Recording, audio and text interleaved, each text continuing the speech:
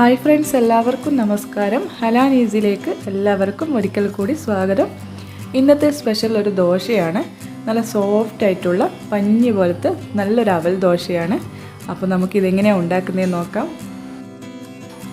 ആദ്യം തന്നെ നമുക്ക് അരിയൊന്ന് കുതിർത്ത് വെക്കണം. അതിന് വേണ്ടിയിട്ട് ഞാനിവിടെ തലേ ദിവസം തന്നെ അരി കുതിർത്ത് വെച്ചിട്ടുണ്ടായിരുന്നു. ഇതിപ്പോൾ പച്ചരിയാണ് ഞാൻ എടുത്തിട്ടുള്ളത്. 2 കപ്പ് അരിയാണ് ഞാനിപ്പോൾ ഇവിടെ കാണിക്കുന്നത്. ഇനി നമുക്ക് 2 ടേബിൾ സ്പൂൺ ഉഴുന്നും കൂടി വേണം.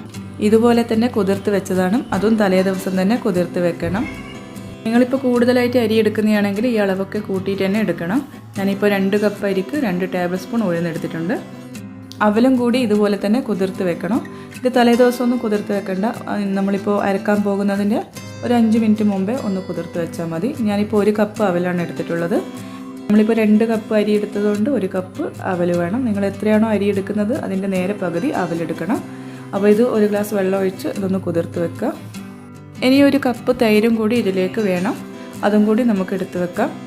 ഇനി നമുക്ക് മിക്സിയുടെ ഒരു ജാർ എടുത്ത് അതിലേക്ക് നേരത്തെ നമ്മൾ കുതിർത്ത് വെച്ച് പച്ചരി ഇട്ട് കൊടുക്കണം. അതിൻ്റെ കൂടെ തന്നെ അവലും കൂടി ചേർത്ത് കൊടുക്കാം. ഞാനിതെല്ലാം പകുതിയാണ് ഇടുന്നത്. എൻ്റെ മിക്സി ചെറുതായതുകൊണ്ട് 2 പ്രാവശ്യമായിട്ടാണ് അരച്ചെടുക്കുന്നത്. ഇനി നമുക്ക് ഇതിലേക്ക് ഉഴുന്നും കൂടി ഇട്ട് കൊടുക്കാം. തൈരും കൂടി ഇട്ട് കൊടുക്കണം. അതിനുശേഷം ഇത് നന്നായിട്ടൊന്ന് അരച്ചെടുക്കാം.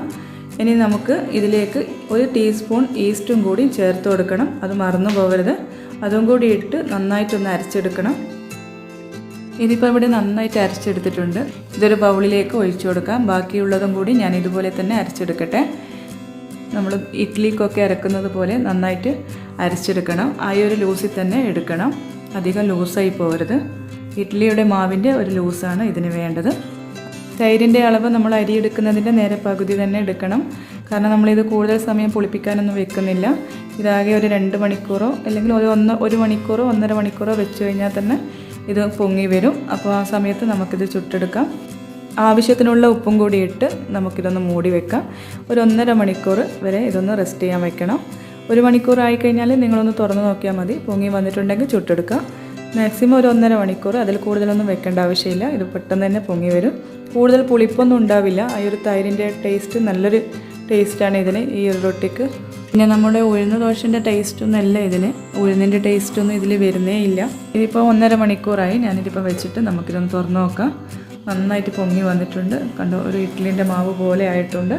നല്ലൊരു ടേസ്റ്റുള്ള ദോശയാണ്. നിങ്ങളിത് 1 പ്രാവശ്യമെങ്കിലും ഉണ്ടാക്കി നോക്കണം. ഇനി നമുക്ക് ഇതൊന്ന് ചുട്ടെടുക്കാം. ബാറ്റർ ഒഴിക്കുന്ന സമയത്ത് നമ്മളിത് ഫ്ലെയിം ഒന്ന് കൂട്ടി വെക്കണം. അതിനുശേഷം ഇതൊന്ന് ഇങ്ങനെ ഓൾസ് വരുന്ന സമയത്ത് നമുക്ക് ഈ ഫ്ലെയിം കുറച്ച് വെച്ച് മൂടി വെച്ചിട്ട് വേവിച്ചെടുക്കാം. ലോ ഫ്ലെയിമിലാക്കിയിട്ട് വേവിച്ചെടുക്കണം. ഇതുപോലെ തന്നെ നമുക്ക് ബാക്കിയുള്ളതും കൂടി ചുട്ടെടുക്കണം. ഇതിൽ അവലെടുക്കുമ്പോൾ നല്ല വൈറ്റ് കളറുള്ള അവൽ തന്നെ എടുക്കുക. അന്നേരം ദോശക്ക് നല്ലൊരു വൈറ്റ് കളർ ഉണ്ടാകും. എല്ലാവരും ഇതൊന്ന് ഉണ്ടാക്കി നോക്കണം. എന്തായാലും ഇഷ്ടപ്പെടും. ഇതിപ്പോൾ തലേ ദിവസം അരച്ചിടേണ്ട ആവശ്യമൊന്നുമില്ല. പെട്ടെന്ന് തന്നെ നമുക്ക് ഉണ്ടാക്കിയെടുക്കാം. 1 മണിക്കൂർ മുമ്പേ അരച്ചിട്ടാൽ മതി. അപ്പോൾ പെട്ടെന്ന് തന്നെ ഉണ്ടാക്കിയെടുക്കാനും പറ്റും. ഇഷ്ടപ്പെട്ടിട്ടുണ്ടെങ്കിൽ സബ്സ്ക്രൈബ് ചെയ്യുക, ലൈക്ക് ചെയ്യുക, ഷെയർ ചെയ്യുക. ഇനിയും നല്ലൊരു റെസിപ്പിയുമായി അടുത്ത വീഡിയോയിൽ കാണാം.